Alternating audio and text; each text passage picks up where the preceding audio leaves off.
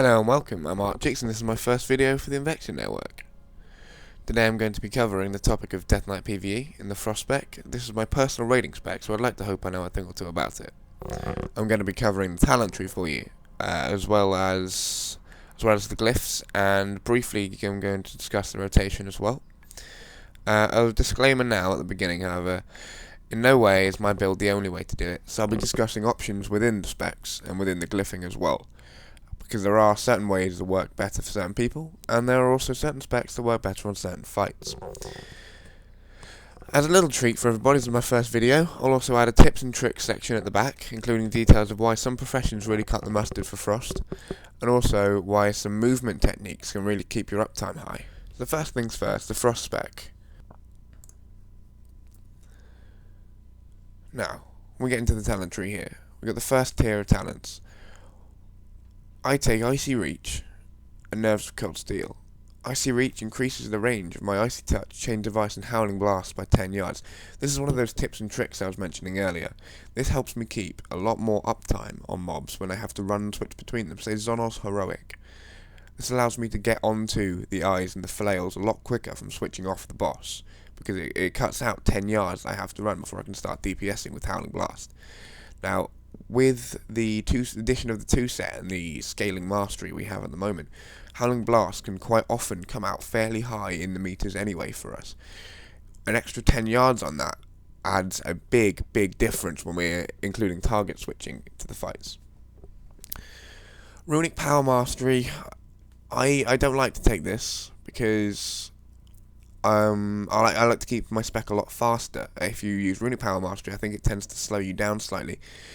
Not in the fact that it literally slows you down, but because you're stacking up your runic power higher then. I think it just works better. It's a bit more fun for me, I suppose, if I'm trying to hold my runic power below 100 than below 130. If you can hold your runic power below 100 just fine, it makes no extra difference to have it above 100. You don't need it. Nerves of Cold Steel is not a talent you can pick and choose. I don't think.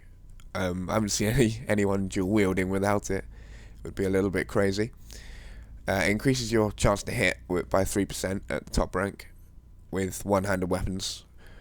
Otherwise you'd have to have some silly amount of hit rating. And increases the damage done by your offhand weapon by 25%, which synergizes quite well with Threat of Thessarian. On the second tier, you're going to want to take Annihilation. Increases the damage dealt by your Obliterate ability by 45%. Obliterate will often come out as your highest damage source, although that does depend entirely on whether the fight's got AoE or whether you're mastery heavy just because of the gear you're wearing. Lichborn makes up a very powerful anti-CC spell for PvP. However, there are not a lot of uses currently in the current current tier of raiding that it would be useful in PvE. So I'll leave that one out. On a Pale Horse is most definitely a utility talent, and as such, it would be useful for questing, useful for doing your dailies, useful for leveling, but it's got no real place in a raid spec, so I've left that one out too. Endless Winter then is the only other talent on this tree, and that's going to save you quite a big bundle if you've got to do interrupting. But again, there's not a lot of interrupting in this tier. I don't know. We had plenty of interrupting in the previous tiers, stuff to actually do, but no, Mind Freeze has sort of become defunct in raids now, apart from for trash. But you need to take it anyway to push to the next tree. On the next one, you've got Merciless Combat. This activates our execute phase, if you like. Howling Blast, Obliterate, Frost Strike, doing a 12% additional damage on targets with less than 35% HP. This means our damage will increase significantly when we go below 35% HP on the target, which is good because that's normally around about in that phase where you heroism, you're gonna get a compound damage boost there. So, improved Icy Talons. This is, I think, also a very, very, very good spell. It also provides a raid-wide buff. Raid-wide buff, which increases everybody in your party's attack speed by 10%. And they're gonna love you for that. Additionally, your own attack speed by 5%, which you would need even if it didn't give the raid buff, which it does. So there you go. Brittle Bones. Your strength is increased by 4%. That should be enough just there to take that talent, but your Frost Fever chills the bones of its victims, increasing their physical damage taken by 4%. That's also going to increase all of your abilities' damage, apart from Howling Blast, to the target by 4%. Correct me if I'm wrong with that, viewers. Chillblains effectively turns Howling Blast into a snare with the right glyph, and Chains of Ice into a root. But Dragon Soul doesn't have a lot of adds in boss fights. Your Sarge, yes, but they're not controllable. Yeah, it's got no use because there's nothing to do with it. The same really applies for Hunger and Cold. The adds in your Sarge can't be Hunger and Cold, so the only real use you've got for it is trash. Nevertheless, you have to take it to get Howling Blast. And you have to take it to get to the next talent tree. So there we go. Improved Frost Presence. We don't actually play Frost in Frost Presence anymore. Some people still like to, which is fair enough, but it's definitely suboptimal. The thing we're looking for with this talent is the 4% increased runic power regeneration from Frost Presence, whilst we're in Unholy Presence. Which means we'll have a lot more scope to use plenty more Frost Strikes. This is what I was talking about earlier, Threat of Thessarian, which synergizes perfectly with Nerves of Cold Steel. Nerves of Cold Steel increasing your offhand damage by 25%. And when dual wielding, your Death Strikes, Obliterates, Plague Strikes, Rune Strikes, Blood Strikes, Frost Strikes all have a 100% chance to also deal damage with your offhand weapon. Now that damage then is increased by 25% thanks to the Nerves of Cold Steel talent. Basically, this means when we're dual wielding, we hit just as hard as if we weren't dual wielding. Otherwise, you'd only be hitting with one weapon, and you'd only have one weapon's damage going through, and it would be worse. It'd be not very good. But thank God they've added that for us. Howling Blast, of course, finishes off the spec quite nicely. An incredibly powerful spell. And often comes up as one of the highest spells in our damage meters. That concludes the Frost Tree as it is. Then you've got, let me see, how many points did I have? 10 spare points. Now, when it comes to this is where there is the most scope for changing. There used to be a time where I would go for Hand of Doom when I actually needed to interrupt stuff. But I don't. So I don't. I think the most important talent to start with is Virulence. Increases the damage dealt by your diseases by 30%. That's just the biggest straight up damage increase of all of them. Epidemic's definitely worth taking. It means you have to use less Plague Strikes, and means you can use more Obliterates. I think if you time it right, it means you'll only have to Plague Strike once every minute, because the other one will be refreshable with Outbreak. But fight mechanics and sort of not getting it perfectly on the head can mean you probably end up having to do it twice. Although it does reduce the amount of times you'll have to use Plague Strike and waste runes. There is the option then to go down into the next block of the tree. The only really thing I can see that's interesting there is Desecration. If there was adds. Same point occurs. Why no tankable adds? Bladed armor increases your attack power by 6 for each 180 armor you have. That's the next biggest straight up damage increase. Nothing really more to say about that. It takes your armor, turns it into attack power. Lovely jubbly.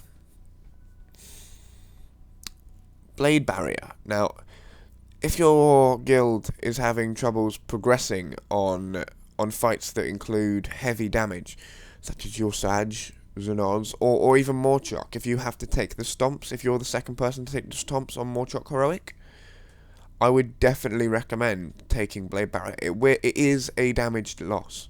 Taking Blade Barrier is a damage loss. However, 6% reduced damage may keep you alive. Being dead, surprisingly, is also a damage loss. I know, I want to work that out myself. Next talent, Butchery. I've just put my last point in Butchery, because I had nothing better to do. It gives me runic power if I kill something. And it gives me a little bit of runic power while I'm in combat. It doesn't give me noticeable runic power when I'm in combat. Let's see, 1 runic power per 5 seconds, that's lots of seconds. 200 seconds. I didn't take maths. Before I can do a frost strike with it. I really didn't take maths. Wow. Okay. That concludes the glyphs, I think. Bloody glyphs. It concludes the talents. Now next to the glyphs.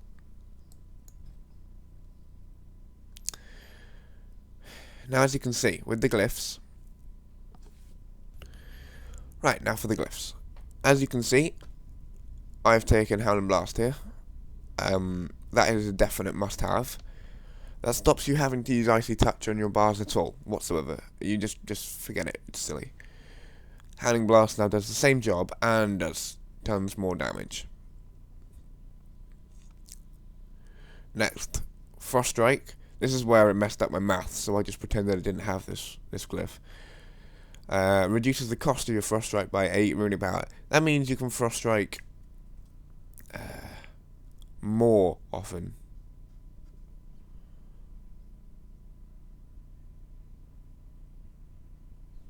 And obliterates. Glyph of Obliterate, how we love you. Increases the damage of your obliterate ability by 20%. This synergizes very well with the talent on the other page and gives us 45% more. So in total, our obliterate damage is boosted by 65% more by those two talents. On to the next bit. Anti-magic shell. Increase the duration of your anti-magic shell by 2 seconds. This works very well in fights such as your Sag, Xenoz, not Morchok. Oh no, yeah, no, Morchok too. Hagara, Ultraxian, Blackhorn, Spine, and Madness. So, take it. Glyph of Darkshore. Now, it's a bit of a disputed glyph. I take it because Xenoz is hard-ish. And I normally get killing blows on the tentacles there, so I get to effectively victory rush and save my healers a bit of stress. But I don't know. There's probably something better to use. I would use Hunger and Cold in its place if there was more ads around. Ignore the fact that Hunger and Cold's there. I would use Hunger and Cold in its place if more ads were needed to be controlled. But as I've said already, now to do. Hunger and Cold here. Now I have Hunger and Cold here. Please ignore the fact that it's there. I forgot to get just a different appearance before I made this, and it's still partly PvP. Glyph of Pestilence. Increases the range of your Pestilence by 5 yards. Now, I was told the other day that Glyph of Pestilence is still bugged and makes your Plague Strike hit 20% harder. Don't take that as the truth. I don't know if it's the truth, but I was told it is.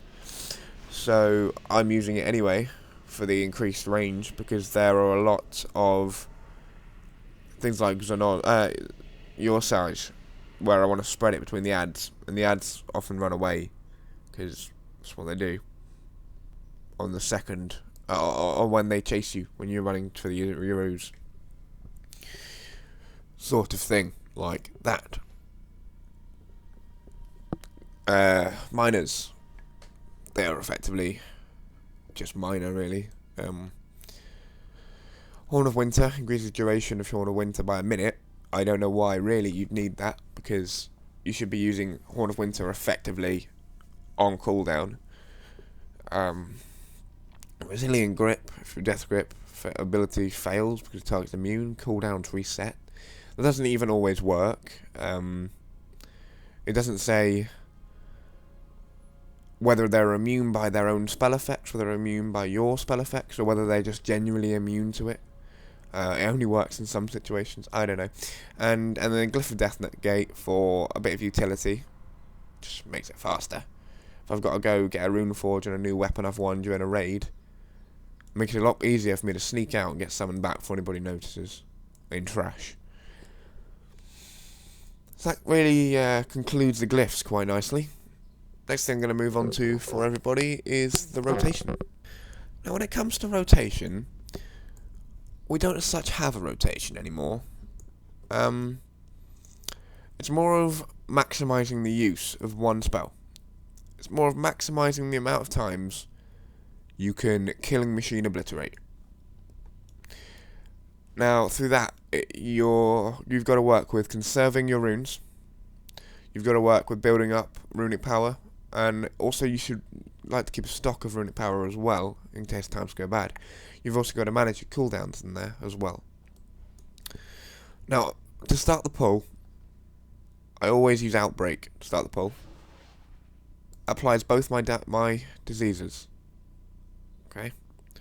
That means I need to use no runes whatsoever to apply diseases, and I can get straight on to doing full damaging obliterates.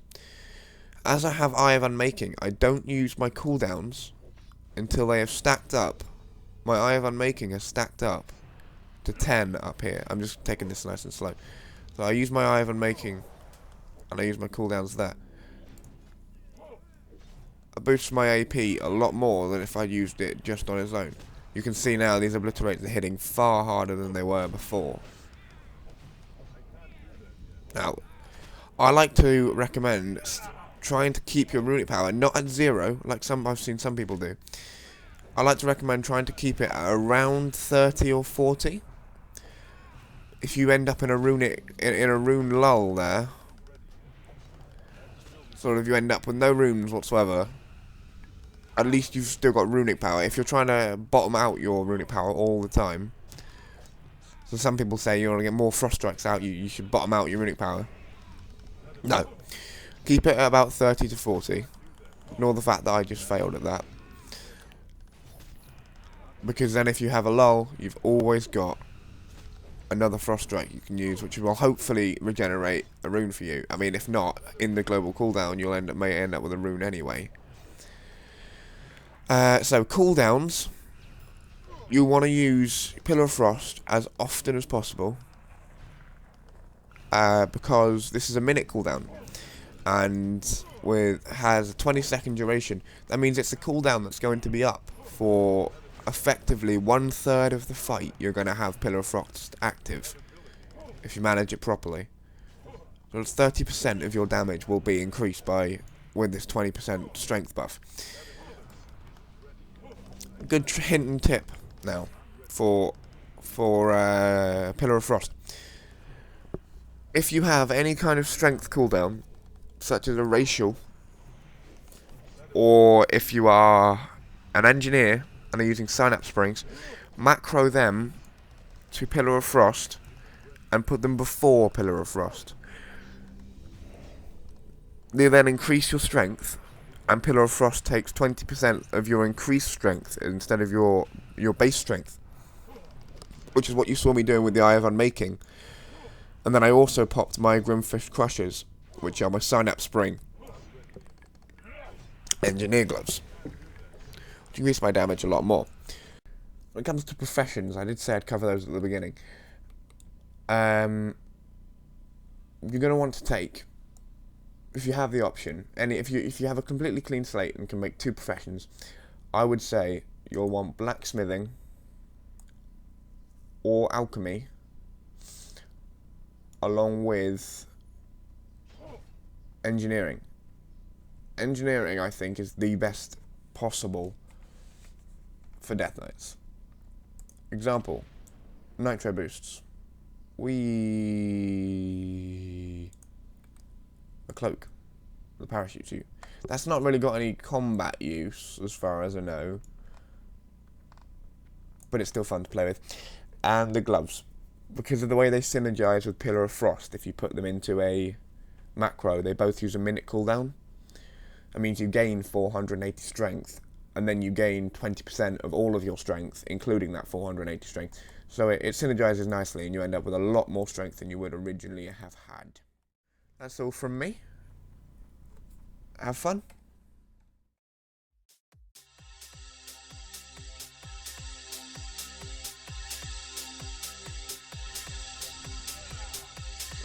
Killing machine. Why you no go away when I don't want you, and why you no come in raids?